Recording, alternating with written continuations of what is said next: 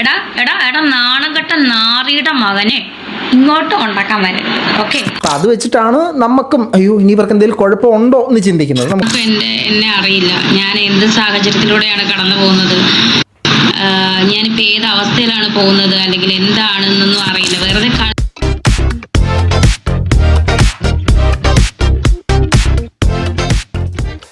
എല്ലാ പ്രിയ സുഹൃത്തുക്കൾക്കും പുതിയൊരു വീഡിയോയിലേക്ക് സ്വാഗതം.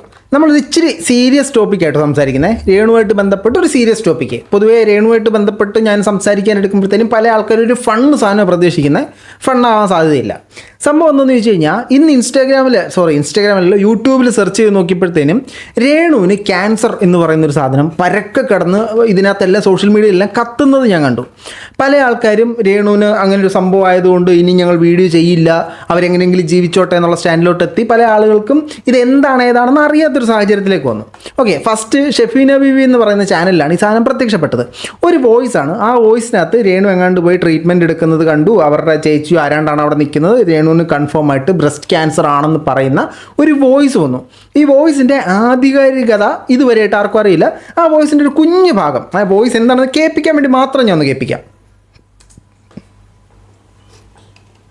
ഇതാണ് അത് ദുബായിൽ വെച്ചിട്ട് പുള്ളിക്കാരി ഒരു ഇതിൽ ചെന്നപ്പോ അവിടെ വെച്ച് ഇതായിട്ടാണ് ഇവിടെ ട്രീറ്റ്മെന്റിന് വന്നത്. മറ്റേ അബ്ദുൽ ബ്ലോക്സ് ഇല്ലേ, അവന് അറിഞ്ഞത് ഞാൻ നേരത്തൊക്കെ അങ്ങോട്ട് ഫോർവേഡ് ചെയ്തരാം. അവരൊക്കെ അറിഞ്ഞിട്ടുണ്ട് ഒരാഴ്ച. ഇല്ല, ആരും വീഡിയോ ഇട്ടിട്ടില്ല. പക്ഷെ അവരെല്ലാരും അവൻ അറിഞ്ഞായിരുന്നു. ദുബായിൽ വെച്ച് ഈ സംഭവം അവർക്ക് എന്തോ ഒരു സംഭവമായിട്ട് അവിടെ ഹോസ്പിറ്റലിൽ പോയായിരുന്നു. അവിടുന്നാണ് പിന്നെ ഇവിടേക്ക് വന്ന് ഞാൻ ആ ചിത്താക്ക് മെസ്സേജ് ഇട്ടതിന്റെ തലേ ദിവസമായിരുന്നു പെറ്റ് സ്കാനിങ്ങിന് വേണ്ടിയിട്ട് വന്നത്. അന്നാണ് കൺഫേം ആയത്. ഓക്കെ, ഇതാണ് പരക്കുന്ന വോയിസ്. ഇതിനകത്ത് അതുൽ ബ്ലോഗ്സ് ഈ സാധനം വ്യക്തമായിട്ട് അറിയാം എന്നുള്ള രീതിയിൽ സംസാരിക്കുന്നുണ്ട്. ഇനി എൻ്റെ ഒരു ഒപ്പീനിയൻ പറയുകയാണെങ്കിൽ, ഇവർക്ക് ഇൻ കേസ് ഇങ്ങനൊരു അസുഖമാണെന്ന് കരുതുക, അങ്ങനെ ഒരു അസുഖം വരാതിരിക്കട്ടെ. അങ്ങനെ ഒരു അസുഖമാണെങ്കിൽ ഇവർ പറയുന്നൊരു ആസ്പെക്റ്റ്, ഞാൻ ആരുടെ മുമ്പിൽ കൈ നീട്ടിയില്ലല്ലോ, ഞാൻ ഇങ്ങനെ ചെയ്തിട്ടല്ലേ പണം സമ്പാദിക്കുന്നതെന്ന്, അതൊരു തെറ്റായ ധാരണയാണ്. മറ്റൊരാളുടെ മുമ്പിൽ നമ്മുടെ കയ്യിൽ പൈസ ഇല്ലെങ്കിൽ സഹായം അപേക്ഷിക്കുന്നത് യാതൊരു വിധത്തിലും തെറ്റല്ല. അങ്ങനെ അപേക്ഷിച്ച് സഹായം കിട്ടുന്നതിലും മോശമായിട്ടുള്ള ഒരു പ്രവൃത്തിയാണ് ഈ ചെയ്യുന്നത്. സബ്സ്ക്രിപ്ഷനിൽ വസ്ത്രത്തിൻ്റെ അളവ് കുറച്ച് കാണിച്ച് ഞാൻ പൈസ ഉണ്ടാക്കും, പക്ഷേ ഞാൻ ആരുടെ മുമ്പിൽ കൈ നീട്ടിയില്ലല്ലോ എന്ന്. രേണുവിന് അങ്ങനെ ഒരു പ്രശ്നമുണ്ട്, അവരുടെ കയ്യിൽ ചികിത്സിക്കാൻ പൈസ ഇല്ലെന്നുണ്ടെങ്കിൽ ഏറ്റവും മുൻപന്തിയിൽ നിൽക്കാൻ പല റിയാക്ഷൻ ബ്ലോഗേഴ്സും വരും. ആര് വന്നില്ലെങ്കിൽ ഞാൻ വരും, ഉറപ്പായിട്ട് ഞാൻ വരും. ഇതിനകത്ത് സംഭവം എന്താണെന്ന് വെച്ച് കഴിഞ്ഞാൽ, നമ്മൾ നമ്മുടെ ഒരു ആവശ്യത്തിന് പണം ഉണ്ടാക്കുക. ഈ പണം ഉണ്ടാക്കാൻ ഏത് മാർഗവും സ്വീകരിക്കാം എന്നൊരു രീതിയിലേക്ക് പോവില്ലേ. ഈ പണം ഉണ്ടാക്കാനായിട്ട് പല വഴികളുമുണ്ട്. അതിനകത്ത് മാന്യമായ എത്തിക്കലായിട്ടുള്ള വഴികൾ സ്വീകരിക്കണം. ഇതാണ് എൻ്റെ ഒരു കോൺസെപ്റ്റ്. എനിക്ക് അസുഖമാണ്, അതുകൊണ്ട് ഞാൻ എന്ത് ചെയ്തും ജീവിക്കും എന്ന് പറയുന്നതിനോട് ഞാൻ യോജിക്കുന്നില്ല. അവർ മോശമായിട്ടുള്ള സാധനങ്ങൾ ചെയ്താൽ ഞാൻ ഇനിയും റിയാക്ട് ചെയ്യും. പല ആളുകളും അവർക്ക് വയ്യ, അവർ പണത്തിന് വേണ്ടിയിട്ടാണ് എന്തെങ്കിലും ചെയ്ത് ജീവിച്ചോട്ടെ എന്ന് പറയുന്നുണ്ട്. ഞാൻ അങ്ങനെ പിന്മാറില്ല. അവരൊരു യൂട്യൂബ് ചാനൽ സ്റ്റാർട്ട് ചെയ്ത്, അവർക്ക് ഓൾറെഡി യൂട്യൂബ് ചാനലുണ്ട്, അതിൽ വീഡിയോ ഇട്ടാൽ തന്നെ അവരുടെ റീച്ചിന് നിസാരമായിട്ട് മാസം ലക്ഷങ്ങൾ അവരെ കൊണ്ട് സമ്പാദിക്കാൻ പറ്റും. ഇൻസ്റ്റാഗ്രാമിൽ കൊളാബ് എടുത്തു കഴിഞ്ഞാൽ അവർക്ക് വലിയ രീതിയിലുള്ള വരുമാനം ഉണ്ടാകും. ഇനോഗ്രേഷൻസ് ഒക്കെ പിടിച്ച് അവർക്ക് നല്ല രീതിയിൽ പണം ഉണ്ടാക്കാനുള്ള സാധ്യതകൾ അവരുടെ മുമ്പിലുണ്ട്. അതല്ലാതെ ഞാൻ ഇങ്ങനെ പണം ഉണ്ടാക്കുമെന്ന് ചിന്തിക്കുമ്പോഴത്തേനും ഇപ്പം ഇതേപോലൊരു അസുഖമുള്ള ഒരാൾ, അയാൾക്ക് പണം വേണം, അതിനുവേണ്ടി ഈ അസുഖമുള്ള എല്ലാവരും ഇതേപോലത്തെ സബ്സ്ക്രിപ്ഷൻ തുടങ്ങിക്കഴിഞ്ഞാൽ എങ്ങനെ ഇരിക്കും, അല്ലെങ്കിൽ ഈ തരത്തിലുള്ള രീതിയിൽ പൈസ ഉണ്ടാക്കാൻ തുടങ്ങിക്കഴിഞ്ഞാൽ എങ്ങനെ ഇരിക്കും. സോ ഞാൻ അതിനെ സപ്പോർട്ട് ചെയ്യുന്നില്ല. സപ്പോർട്ട് ചെയ്തേനെ എങ്ങനെയാണെന്നറിയോ, അവർക്ക് ഇങ്ങനെ അസുഖമുണ്ട്, അവർ പല മാർഗ്ഗങ്ങളും സ്വീകരിച്ചു, അതിനകത്തൂടെ ഒന്നും അവർക്ക് വിജയം കണ്ടെത്താൻ സാധിച്ചില്ല, ഒരു നിവൃത്തിയില്ലാതെ അവരിത് ചെയ്തു. ഓക്കെ, ഐ അക്സെപ്റ്റ് ആ സാധനം. ഇത് അങ്ങനെയൊന്നും അല്ല സംഭവിച്ചിരിക്കുന്നത്. ഇനി മറ്റൊരു കാര്യം, ഇവർക്ക് അങ്ങനെ ഒരു അസുഖം ഉണ്ടെന്നുള്ള കാര്യത്തിന് എനിക്ക് യാതൊരു ഉറപ്പുമില്ല. വന്നിട്ടുള്ളൊരു വോയിസിൻ്റെ ബലത്തിൽ മാത്രമാണ് സംസാരിക്കുന്നത്. അങ്ങനെ രേണു എവിടെയും പറഞ്ഞിട്ടില്ല, രേണുവിനത് ഇതുവരെ പറയാനായിട്ട് സംഭവിച്ചിട്ടില്ല. അതിലേക്കൊക്കെ നമുക്ക് വരാം. അപ്പോൾ രേണു ഇതുവരെ എങ്കിലും കമ്മിറ്റ് ചെയ്തിട്ടില്ല. ഇനി ഇൻ കേസ് അങ്ങനെ ഒരു അസുഖം ഉണ്ടെങ്കിൽ രേണു തീർച്ചയായിട്ടും കല്യാണ സർട്ടിഫിക്കറ്റ് എടുത്ത് കാണിച്ചതുപോലെ തന്നെ ഈ പ്രൂഫും എടുത്ത് കാണിച്ചു കഴിഞ്ഞാൽ അത് വലിയ രീതിയിലുള്ള ഗുണമായിരിക്കും. ഇനി നമ്മൾ നോക്കുമ്പോൾ ഈ രേണു കുറച്ച് നാളുകൾക്ക് മുമ്പേ രേണുവിൻ്റെ പടം ഒരാൾ വരച്ചിട്ടുണ്ടായിരുന്നു. ആ പടം വരച്ച സമയത്ത് രേണു അതിനെ റിയാക്ട് ചെയ്തിട്ടുണ്ടായിരുന്നു. ആ റിയാക്ട് ചെയ്തപ്പോൾ രേണു സംസാരിച്ചൊരു സാധനം ഞാൻ നിങ്ങളെ കേൾപ്പിക്കാം. അപ്പോൾ അത് വെച്ചിട്ടാണ് നമുക്കും അയ്യോ ഇനി ഇവർക്ക് എന്തെങ്കിലും കുഴപ്പമുണ്ടോ എന്ന് ചിന്തിക്കുന്നത്. നമുക്കൊന്ന് കേൾക്കാം. എൻ്റെ പടം വരച്ചാണ്, പുറകിലൊരു എലിപ്പട്ടിയൊക്കെ ഉണ്ട്. അതുപോലെ അതിൻ്റെ അടിയിൽ കയ്യിൽ വന്ന കമന്റ് അവൾക്ക് അങ്ങനെ വേണം, അവള് അങ്ങനെയാണ്. നിങ്ങൾ എന്തറിഞ്ഞിട്ടാണ്, എന്നെ പറ്റി എന്തറിഞ്ഞിട്ടാണ്? ഈ നെഗറ്റീവ് പറയുന്ന ആർക്കും എന്നെ അറിയില്ല. ഞാൻ എന്ത് സാഹചര്യത്തിലൂടെയാണ് കടന്നു പോകുന്നത്. Note that point your honour. ഞാൻ എന്ത് സാഹചര്യത്തിലൂടെയാണ് കടന്നു പോകുന്നതെന്നുള്ളത് നെഗറ്റീവ് പറയുന്നത് നിങ്ങൾക്ക് ആർക്കും അറിയില്ല. ഓക്കെ, ബാക്കി പറ. ഞാനിപ്പോൾ ഏത് അവസ്ഥയിലാണ് പോകുന്നത് അല്ലെങ്കിൽ എന്താണെന്നൊന്നും അറിയില്ല, വെറുതെ കളി. ഓക്കെ, ഞാനിപ്പോൾ ഏത് അവസ്ഥയിലാണ് പോകുന്നത് എന്താണെന്നൊന്നും നിങ്ങൾക്ക് അറിയില്ല എന്ന രീതിയിലാണ് രേണു ഇതിനകത്ത് സംസാരിക്കുന്നത്. ഇതാണ് ബേസിക്കായിട്ട് മറ്റൊരു സംശയം ഉണ്ടാക്കിയ സാധനം, രേണു എന്തുകൊണ്ട് ഡൗൺ ആയിരുന്നു എന്ന്. ഇത് കഴിഞ്ഞ ഉടനെ സബ്സ്ക്രിപ്ഷനകത്ത് മറ്റേ ലൈവൊക്കെ വന്നായിരുന്നു, ആ സാധനമൊക്കെ വന്നായിരുന്നു. സോ അത് വിട്. ഇനി രേണു ഇന്ന് ഈ വിഷയം നടന്ന സമയത്ത് രേണു ഒരു ലൈവ് വന്നു, അതിലേക്ക് നമുക്ക് വരാം. അതിന് മുമ്പേ ഞാൻ നിങ്ങളെ മറ്റൊരു സാധനം കാണിച്ചു തരാം. രേണുവിന് ബ്രസ്റ്റ് ക്യാൻസർ എന്നാണ് പറയുന്നത്. അപ്പം ഞാൻ നിങ്ങളൊന്ന് ChatGPT ഞാൻ ചോദിച്ചു, ഈ ബ്രസ്റ്റ് ക്യാൻസർ വരുമ്പോഴത്തേനും ഇവർക്ക് എന്തൊക്കെ ചേഞ്ചസ് ഇവരുടെ ശരീരത്തിലുണ്ടാകും എന്നുള്ള സാധനം. എൻ്റേതല്ല, ChatGPT വെച്ച് പറയുന്നതാണ്. Breast cancer can affect woman physically, emotionally, socially and financially at every stages. എല്ലാ സ്റ്റേജുകളിലും 1, 2, 3, 4 എന്ന് ക്യാൻസറിന് പല സ്റ്റേജുകളുണ്ട്. ഇതിൽ ഏത് സ്റ്റേജിലാണെങ്കിലും ഇവരെ ഭയങ്കരമായിട്ട് അഫക്റ്റ് ചെയ്യും. കാരണം ഈ അസുഖം നമ്മുടെ മനസ്സിൽ ഭയങ്കര സംഭവമായിട്ട് നിൽക്കുന്നൊരു അസുഖമാണ്. സോ മെൻ്റലി തീർച്ചയായിട്ടും ഡൗൺ ആവും. ബാക്കി the difficulties may depend on how early or advanced the cancer is. These types of treatment and okay, അപ്പോൾ ഇത് ഏത് സമയത്ത് കണ്ടുപിടിക്കുന്നു അതനുസരിച്ചിട്ടായിരിക്കും ഇവരുടെ ബാക്കി പ്രശ്നങ്ങളും ബുദ്ധിമുട്ടുകളും എല്ലാം വരുന്നത്. ഓക്കെ, നമുക്ക് ഏറ്റവും പ്രധാനമായിട്ട് 1ാമത്തെ സ്റ്റേജാണെന്ന് വിചാരിക്കാം. 1ാമത്തെ സ്റ്റേജിലാണെങ്കിൽ സ്മോൾ ലംസ് ബ്രസ്റ്റ് പെയിൻ, ചെറിയ മുഴകളും വേദനകളും ഉണ്ടാവും. Fear and shock after diagnosis, ഈ സാധനം തിരിച്ചറിഞ്ഞതുകൊണ്ടുള്ള ഭയം ഉണ്ടാവാനുള്ള സാധ്യതയുണ്ട്. Anxiety about surgery or treatment, ഈ ഓപ്പറേഷൻ ചെയ്യണമെന്നുള്ള ഓർത്തിട്ടുള്ള ടെൻഷനും പ്രശ്നങ്ങളും ബുദ്ധിമുട്ടുകളും എല്ലാം വരും. ചേഞ്ചസ് ഇൻ ബോഡി ഇമേജ്, ശരീരത്തിൽ മാറ്റങ്ങളുണ്ടാവും. Side effect from surgery or radiation, ഈ റേഡിയേഷൻ കൊണ്ടുള്ള സൈഡ് എഫക്റ്റ് എന്ന് പറഞ്ഞാൽ നീരും പിന്നെ സ്കിൻ ഇറിറ്റേഷനും അങ്ങനത്തെ കുറേ കാര്യങ്ങളുണ്ടാവും എന്നും പറയുന്നുണ്ട്. ഓക്കെ, ഇത് ഓരോ സ്റ്റേജസ് മാറും തോറും ഈ സിംറ്റംസ് മാറി മാറി വരും. സോ അവർക്ക് അങ്ങനൊരു അസുഖമുള്ളപ്പോൾ ഇങ്ങനെയൊക്കെ വന്ന് കാണിക്കാൻ പറ്റുമെന്ന് ഞാൻ പേഴ്സണലി വിശ്വസിക്കുന്നില്ല. ഓക്കെ, ഇനി ഉണ്ടെങ്കിൽ പോലും ഇല്ലെങ്കിൽ പോലും ഇല്ലാതിരിക്കട്ടെ. രേണു അത് പുറത്ത് പറയാത്തടത്തോളം കാലം എനിക്കത് അക്സെപ്റ്റ് ചെയ്യാൻ പറ്റത്തില്ല.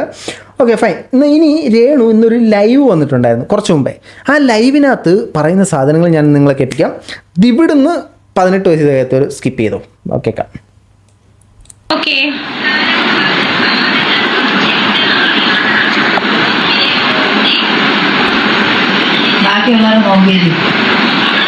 അവനെ മൈൻഡ് ചെയ്യണ്ട. ഓക്കേടാ, ബ്ലോക്ക് ആക്കാൻ പറ്റുന്നില്ല നാശത്തിനെയൊന്നും ബ്ലോക്ക് ആക്കാൻ പറ്റുന്നില്ല. ഈ നാശം പിടിച്ച ഫോർച്യൂൻ നിന്റെ അമ്മച്ചിയെ വിളിക്കുന്ന പേര് വീണ്ടും നീ ഇവിടെ വിളിക്കരുത് കേട്ടോ. നിന്റെ തള്ള കേട്ടോ. എടാ നാണം കെട്ട നാറിയുടെ മകനെ ഇങ്ങോട്ട് ഉണ്ടാക്കാൻ വരരുത്. ഓക്കെ, നെഗറ്റീവ് പറയുമ്പോൾ പൂരത്തെറി വിളിക്കുക. ഇപ്പോൾ ഒരാൾക്ക് ഇങ്ങനെ ഒരു അസുഖം ഉണ്ടെന്നിരിക്കട്ടെ, അവർ ഫ്രസ്ട്രേഷൻ കൊണ്ട് മീൻസ് അവരുടെ മനസ്സിൻ്റെ വിഷമം കൊണ്ട് ഇതേപോലെയൊക്കെ സംസാരിക്കാം. രണ്ടാമത്തത് എന്തിനിങ്ങനെ വന്ന് നാട്ടുകാരെ തെറി വിളിക്കണം? ഇവരെ നെഗറ്റീവ് പറയുന്നവരൊക്കെ തെറി വിളിക്കും, എന്നിട്ട് മാറി ഇന്ന് നെഗറ്റീവുകൾ എനിക്ക് പൂച്ചണ്ട പോലെയാണെന്നുള്ള സാധനം പറഞ്ഞുകൊണ്ടിരിക്കും. സോ എനിക്ക് തോന്നുന്നില്ല കേട്ടോ, എനിക്ക് പേഴ്സണലി ഫീൽ ചെയ്യുന്നില്ല ഇവർക്ക് അങ്ങനെ ബുദ്ധിമുട്ടുണ്ടെന്നുള്ളത്. ഇവരത് എഗ്രി ചെയ്തിട്ടുമില്ല. രേണു അത് എഗ്രി ചെയ്യാതെ നമുക്കൊന്നും ചെയ്യാൻ പറ്റത്തില്ല. ഇൻ കേസ് അത് എഗ്രി ചെയ്താലും അവർ നല്ല രീതിയിൽ ജീവിക്കുന്നതിന് ഇവിടെ ആർക്കും ഒരു പ്രശ്നമില്ല. ഇപ്പം എനിക്ക് വലിയൊരു പ്രശ്നമുണ്ട് എന്നും പറഞ്ഞിട്ട് ഞാൻ എന്ത് തോന്നിയ ദിവസവും കാണിക്കാം എന്നല്ല അതിൻ്റെ അർത്ഥം. രേണുവിന് ഇപ്പം അങ്ങനെ ഒരു അസുഖം ഉണ്ടെങ്കിൽ, അങ്ങനെ ഇല്ലാതിരിക്കട്ടെ, ഉണ്ടെങ്കിൽ അതിനെ കവറപ്പ് ചെയ്യാനുള്ള സാമ്പത്തിക കാര്യങ്ങളൊക്കെ നേരായ മാർഗത്തിലൂടെ സമ്പാദിക്കാൻ ശ്രമിക്കണം. ചീത്തവിളി ബാക്കിയേക്കാം. സ്വന്തമായിട്ട് കേൾക്കുക. ഞാൻ എന്താ പറയുന്നത്, ഞാൻ തന്നെ കേൾക്കും.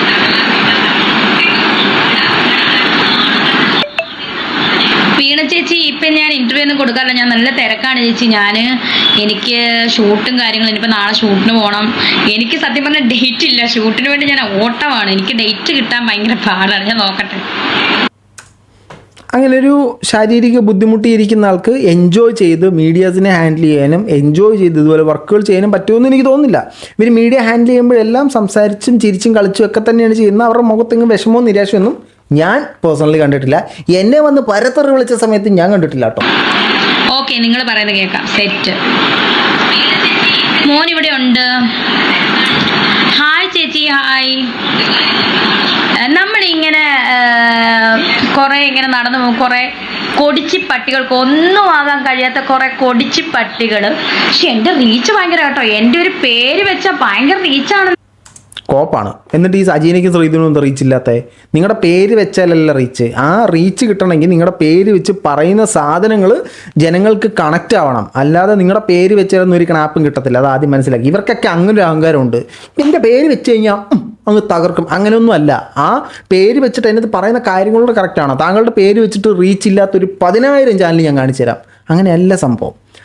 ആ പറയുന്ന സാധനത്തിനകത്തും ഒരു പഞ്ചും കാര്യങ്ങളൊക്കെ ഉണ്ട്. ആ പറയുന്ന സാധനം ജനങ്ങളുമായിട്ട് കണക്റ്റ് ആണ്, എന്നാലേ റീച്ച് ഉള്ളൂ. നിങ്ങളുടെ കൂടെ നിൽക്കുന്നവരെ തന്നെ നോക്കുക, അവർക്ക് എന്താ റീച്ച് ഇല്ലാത്ത? നിങ്ങളുടെ പേര് വെച്ചിട്ട് എന്തുകൊണ്ട് അവർക്ക് റീച്ച് ഇല്ല? അപ്പം അതല്ല കാര്യം. അതുകൊണ്ടാണ് ഈ കൊടിച്ചിപ്പട്ടികളിൽ നിന്ന് കുരയ്ക്കുന്നത്. നമ്മൾ അതിനൊക്കെ റിപ്ലൈ കൊടുക്കാൻ പോയി നമ്മളും ആ കൊടിച്ചിപ്പട്ടി തെണ്ടി നാറി പേപ്പട്ടികളും തമ്മിൽ എന്താണ് വ്യത്യാസം? ഇതുപോലെ സഹതാപമായിട്ട് ഓരോന്ന് പറഞ്ഞിട്ട് ഇമാതിരി ചീത്തയൊക്കെ വിളിച്ചു കഴിഞ്ഞാൽ എങ്ങനെ ഇവരെ സപ്പോർട്ട് ചെയ്യാൻ പറ്റും? എനിക്കറിയത്തില്ല ഇവരെ ഞാൻ എങ്ങനെ സപ്പോർട്ട് ചെയ്യാൻ പറ്റും എന്നുള്ളത്. ഞാൻ ഒരുപാട് വീഡിയോസ് കണ്ട വീഡിയോസിലെല്ലാം ഞാൻ ഇനി അവരെ കുറ്റം പറയുന്നില്ല, ഞങ്ങൾ സ്കിപ്പാവുകയാണ്, രേണു എങ്ങനെയും ജീവിച്ചോട്ടെ. അങ്ങനെയല്ലല്ലോ എൻ്റെ സെറ്റപ്പ്. അപ്പോൾ ഇവർ നല്ല രീതിക്ക് ഔട്ട് കൊടുക്കണം, എന്നാൽ മാത്രമേ അതിൻ്റെ റിസൾട്ട് നല്ല രീതിയിൽ കിട്ടത്തുള്ളൂ. എനിക്ക് വയ്യ, പക്ഷെ ഞാൻ പുളിപ്പിച്ചോളെന്ന് പറഞ്ഞു കഴിഞ്ഞാൽ ഓപ്പോസിറ്റ് ഇരിക്കുന്നവർ കേട്ടോണ്ട് നിൽക്കുമെന്ന് എനിക്കറിയില്ല. Never mind. ഇപ്പൊ ഇതിനകത്ത് വന്നിരുന്ന് കമന്റ് ഇടുന്ന കുറെ കൊടിച്ചിപ്പെട്ടികളുണ്ട്. ആ കൊടിച്ചിപ്പെട്ടികൾക്ക് നമ്മൾ റിപ്ലൈ കൊടുക്കുന്നില്ല. കൊടിച്ചിപ്പെട്ടികൾ കുറച്ച് നമ്മൾ മൈൻഡ് പോലും ചെയ്യുന്നില്ല. കുറച്ചു നേരമൊക്കെ കല്ലെടുത്തെറിയും. മൈൻഡ് ചെയ്യുന്നില്ലെന്ന് പറഞ്ഞിട്ട് ഫുള്ള് നെഗറ്റീവ് ഇടുന്നവർക്കുള്ള റിപ്ലൈ കൊടുത്തുകൊണ്ടിരിക്കുന്നത്. പോസിറ്റീവ് ഇടുന്നവരെല്ലാം ഇതിനകത്ത് മുങ്ങിപ്പോവുക. നിങ്ങൾ ചെയ്യേണ്ടത് പോസിറ്റീവ് പറയുന്നവരെ സപ്പോർട്ട് ചെയ്ത് അവരോട് സംസാരിക്കൂ. നെഗറ്റീവ് പറയുന്നവരെ വിട്. എനിക്കറിയത്തില്ല, അത് ഒരുത്തനും നെഗറ്റീവ് പറയരുതെന്ന് പറഞ്ഞാൽ നെഗറ്റീവിനെ അക്സെപ്റ്റ് ചെയ്യാൻ ഇവർക്കൊന്നും പറ്റില്ല. പേപ്പട്ടികൾ ഇങ്ങനെ കുരച്ചോണ്ടിരിക്കും. നമ്മൾ നെവർ മൈൻഡ്. ഇനി അതാണ് നമ്മുടെ മുന്നോട്ടുള്ള ഒരു ആറ്റിറ്റ്യൂഡ്. നമ്മൾ വലിയ സെലിബ്രേറ്റ് ഇല്ല. നമ്മൾ എന്തിനാണ് ഈ ചെറ്റകൾക്കൊക്കെ റിപ്ലൈ കൊടുക്കുന്നത്? That's it. അതാണ് Renusuthi. Okay. Sanviya moms hi ചേച്ചി, I love you too dear, love you, take care. Reshma എന്താ വിശേഷമൊന്നുമില്ല ഡിയർ, സുഖമായിട്ടിരിക്കുന്നു. സൗമ്യ ഞാൻ അഞ്ചലിലും വരും, എവിടെയും വരും, വിളിച്ചാൽ മതി, ഞാൻ വരാം. അക്ഷര അനിൽ ഹായ് കുട്ടാ. വിനോദേ നിങ്ങളുടെ കമന്റ് ഞാൻ വായിച്ചിട്ട് ഇനി നെഗറ്റീവ് പറയുന്ന കൊടിച്ചിപ്പട്ടി തെണ്ടി പട്ടികൾ ഇങ്ങനെ ചെലച്ചോണ്ടിരിക്കും. ആ പേപ്പട്ടികളുടെ മുന്നിൽ ഞാൻ മൈൻഡ് ചെയ്യാറില്ല. പേപ്പട്ടികൾക്ക് ഇതിലും അന്തസ്സുണ്ട്, അതുകൊണ്ട് ഞാൻ അവരെ കമന്റുകൾ വായിക്കാറില്ല. പട്ടി തെണ്ടി കൊടിച്ച് പട്ടി നാറി, പേപ്പട്ടികൾക്ക് ഇതിലും അന്തസ്സുണ്ട്. നിങ്ങളപ്പോൾ ഈ പറയുന്ന വായിന്ന് തുപ്പുന്ന വിഷത്തിനോ അതിന് മൂർഖൻ അതിനേക്കാട്ടിലും അന്തസ്സുണ്ട്. ഇതിലും കുറച്ച് വിഷമേ മൂർഖൻ തുപ്പത്തുള്ളൂ. എനിക്കറിയാൻ പാടില്ല ഇവരെങ്ങനെ സപ്പോർട്ട് ചെയ്യണം. ഞാൻ എങ്ങനെ ചിന്തിച്ചിട്ടും എന്നെക്കൊണ്ട് നടക്കും തോന്നില്ല ഷാജിയേട്ടാ. ഓക്കെ, നമുക്ക് ഇവരുടെ ഈ ലൈവിൻ്റെ മറ്റ് ചില പ്രസക്ത ഭാഗങ്ങളോടൊന്ന് കണ്ടു കളയാം. രഞ്ജിത, എനിക്കിത് ഇഷ്ടപ്പെട്ടു. നിങ്ങളുടെ ഈ മെസ്സേജ്. സന്തോഷമായി പൊരുതി മുന്നോട്ട് പോവുക, ചീത്തകളും അനാവശ്യങ്ങളും പറയണ്ട. ഓക്കെ, ശരി. പറഞ്ഞു കൊടുക്കാൻ ബോധമുള്ളവരൊക്കെ ലൈവിൽ വരുന്നുണ്ട്, അപ്പോൾ കുഴപ്പമില്ല, അതിനൊക്കെ അക്സെപ്റ്റ് ചെയ്താൽ മതി. വിനോദ് എവിടെയാണ് ചേച്ചി? കൊല്ലത്തല്ല. ഞാൻ കൊല്ലത്തുമായിട്ടൊരു ബന്ധവുമില്ല. കൊല്ലം എന്ന് പറയുന്ന സ്ഥലമായിട്ട് യാതൊരുവിധ ബന്ധമില്ലാത്ത ആളാണ് ഞാൻ കോട്ടയംകാരിയാണ്. ആകെയുള്ള ബന്ധം എൻ്റെ ഹസ്ബൻഡായിരുന്നു. സോ അത് അറിയാമല്ലോ. അത് മരിച്ചതിന് പിന്നെ എനിക്ക് ഒരു ബന്ധമില്ല. അത് കട്ടെന്നാണ് പറയുന്നത്. ഓക്കെ, കൊല്ലമായിട്ട് രേണുവിന് യാതൊരു ബന്ധവുമില്ല. ആകെ ഉണ്ടായിരുന്ന ബന്ധം കൊല്ലം സുധീയുമായിട്ടുള്ള ബന്ധമാണ്. അത് ഇല്ലല്ലോ, പോയല്ലോ. അപ്പോൾ കിച്ചുവായിട്ട് യാതൊരു ബന്ധവുമില്ല. ഈ കൊല്ലം സുധിയെ ജനിപ്പിച്ച അവരുടെ അപ്പനും അമ്മയും താങ്കളുടെ ആരുമല്ല. അവരുമായിട്ടൊരു ബന്ധമില്ല. കൊല്ലം സുധി മരിച്ചു, തീർന്നു. ഭർത്താവ് തീർന്നു. ഏത് കുടുംബമൊക്കെ ഇതെൻ്റെ കുടുംബം. നല്ല ആറ്റിറ്റ്യൂഡ്, വളരെ മനോഹരമായ ആറ്റിറ്റ്യൂഡ്. തിരിച്ച് ഇതേപോലെ ചെയ്തിരുന്നെങ്കിലോ, എനിക്ക് അന്നേരം കഥ മാറും. അപ്പോൾ പിന്നെ ആണകത്ത് പോകും. ഋതപ്പനെ കാണിക്കാൻ പറ്റത്തില്ല. കാരണം എന്താ വെച്ചാൽ ഇതുപോലത്തെ കുറച്ച് അനാവശ്യ നാറികൾ ഉള്ളത് കൊണ്ട് അവനെ കാണിക്കാൻ പറ്റില്ല. അതുകൊണ്ടാണ് കേട്ടോ. സബ്സ്ക്രിപ്ഷനിൽ പലതും കാണിക്കാം. അതിനകത്ത് അനാവശ്യ നാറികളുടെ കുഴപ്പമൊന്നുമില്ല. ഇതിനകത്ത് ഋതപ്പനെ കാണിക്കാൻ പറ്റത്തില്ല, അനാവശ്യ നാറികളുണ്ട്. എനിക്ക് ഒരുപാട് ഇഷ്ടമാണ് Saritha. Thank you so much dear. ഷിബൂട്ടൻ ഹായ് രേണു, സുഖമാണ്? ഒരു ഹായ് പറയുമ്പോൾ ഇതുവരെ സുഖമാണ്. ഓക്കെ, ഇതുവരെ സുഖമാണെന്നാണ് രേണു പറയുന്നത്. ആയതിനാൽ നിലവിൽ അസുഖങ്ങളൊന്നും ഇല്ല എന്നൊരർത്ഥം അതിനകത്തില്ലേ? ഇപ്പോൾ രേണുവിൻ്റെ ഒരു അസുഖം, രേണുവിന് ബ്രസ്റ്റ് ക്യാൻസർ ആണെന്ന് പറഞ്ഞിട്ട് സോഷ്യൽ മീഡിയയിൽ കത്തി നിൽക്കുന്ന സമയത്ത് രേണു ഇങ്ങനെ ഒരു ലൈവ് വരികയും വളരെ നല്ല രീതിയിൽ കൊടിച്ചിപ്പട്ടി, കൂത്തിപ്പട്ടി, മറ്റേപ്പട്ടി, പറിച്ചപ്പട്ടി എന്നൊക്കെ പറയുന്നുണ്ടെങ്കിലും വളരെ മാന്യമായിട്ട് രേണുത് ഹാൻഡിൽ ചെയ്ത്, മാന്യമായിട്ടെന്ന് പറയാൻ പറ്റില്ല, രേണുത് ഹാൻഡിൽ ചെയ്തു, എങ്ങനെയോ രേണുത് ഹാൻഡിൽ ചെയ്തു. എന്നിട്ട് എനിക്ക് പ്രശ്നമൊന്നും ഇല്ല എന്ന് പറയുമ്പോൾ പുള്ളിക്കാരി ഓക്കെ ആണെന്ന് തന്നെയല്ലേ എൻ്റെ അർത്ഥം. എനിക്കറിയില്ല, ബാക്കി കേൾക്കാം.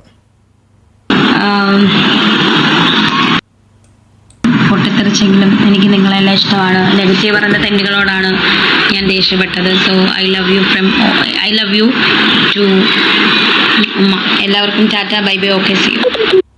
അപ്പം നെഗറ്റീവ് പറയുന്ന തെണ്ടുകളോടാണ് പുള്ളിക്കാരി താല്പര്യമില്ലെന്ന് പറഞ്ഞിട്ടുള്ളത്.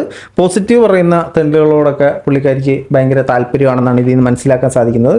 ഓക്കെ, ഇനി എൻ്റെ ഒരു വ്യൂ പോയിന്റിലേക്ക്, എൻ്റെ ഒരു ഒപ്പീനിയനിലേക്ക് വരികയാണെങ്കിൽ, മര്യാദയ്ക്കുള്ള സാധനങ്ങൾ ഇട്ട് കഴിഞ്ഞാൽ നമുക്ക് യാതൊരു പ്രശ്നമില്ല. എനിക്ക് വയ്യാന്നും പറഞ്ഞിട്ട് മോശമായിട്ടുള്ള സാധനം ഇട്ട് കഴിഞ്ഞാൽ തീർച്ചയായിട്ടും ഞാൻ റിയാക്ട് ചെയ്യും. അതിനകത്ത് യാതൊരു തർക്കവും ഇല്ലാത്ത കേസാണ്. ഒരു പക്ഷേ നമുക്ക് വേണമെങ്കിൽ അതിൻ്റെ ഒരു ഇൻറ്റൻസിറ്റി കുറയ്ക്കാം. അപ്പോൾ നമ്മൾ പറയത്തില്ലേ, വെള്ളം അടിച്ചാൽ വയറ്റി കിടക്കണം, ഭ്രാന്താണ് ചങ്ങലി കിടണം എന്ന് പറയുന്ന പോലെ, വയ്യ എന്നുണ്ടെങ്കിൽ നിങ്ങൾ നാട്ടുകാരെ വെറുപ്പിക്കുകയല്ല ചെയ്യേണ്ടത്, നല്ല രീതിക്ക് അപ്രോച്ച് ചെയ്യുക. വയ്യാന്നാണെങ്കിലും അല്ലെങ്കിൽ പോലും പൈസ ഉണ്ടാക്കാനായിട്ട് അതല്ല ശരിയായ മാർഗം. നല്ല രീതിക്ക് പൈസ ഉണ്ടാക്കുക. നിങ്ങൾ പലർക്കും അറിയായിരിക്കും, ഞാൻ ഭയങ്കര ഒരു മെഡിക്കൽ ഇഷ്യൂസിലൂടെ കടന്നു വരുന്ന ആളാണ് ഞാൻ. അപ്പം ഞാൻ കാണിച്ചില്ലല്ലോ, ഇല്ലല്ല, നമ്മൾ വീഡിയോ ചെയ്ത് സമ്പാദിക്കാനുള്ള മാർഗ്ഗങ്ങൾ സ്വീകരിച്ചല്ലേ ഉള്ളൂ. എനിക്കറിയാൻ പാടില്ല. ഏതായാലും ഈ വിഷയത്തിൽ നിങ്ങളുടെ അഭിപ്രായം തീർച്ചയായിട്ടും കമൻറ്റുകളെ രേഖപ്പെടുത്തുക. ഇവർക്ക് ക്യാൻസർ ആണെന്ന് എനിക്ക് തോന്നുന്നില്ല. ഇവർക്ക് അങ്ങനെ എന്തെങ്കിലും പ്രശ്നങ്ങളുണ്ടെങ്കിൽ, അങ്ങനെ വരാതിരിക്കട്ടെ, ഉണ്ടെങ്കിൽ അതിൻ്റെ സർട്ടിഫിക്കറ്റ്സ് ഒക്കെ വെക്കേണ്ടി വരും. ഇവർ പറയാതെ അതിനെ ട്രസ്റ്റ് ചെയ്യാൻ എനിക്ക് ബുദ്ധിമുട്ടുണ്ട്. ഏതായാലും നിങ്ങളുടെ അഭിപ്രായം തീർച്ചയായിട്ടും കമൻറ്റ് ബോക്സിൽ കമൻറ്റുകളെ രേഖപ്പെടുത്തിയിട്ട് കേട്ടോ.